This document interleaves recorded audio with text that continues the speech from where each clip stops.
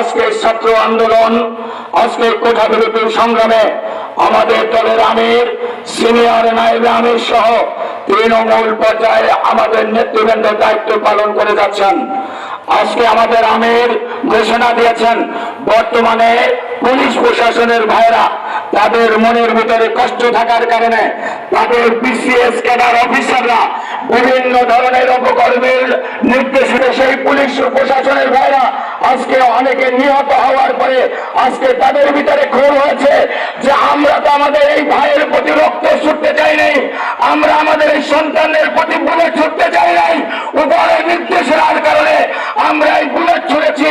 অর্থাৎ আমার ভাই শহীদ হয়েছে, আমার কলিগ শহীদ হয়েছে, আমরা এই চাকরিতে ফিরব না যতক্ষণ পর্যন্ত সুষ্ঠু বিচার না হবে।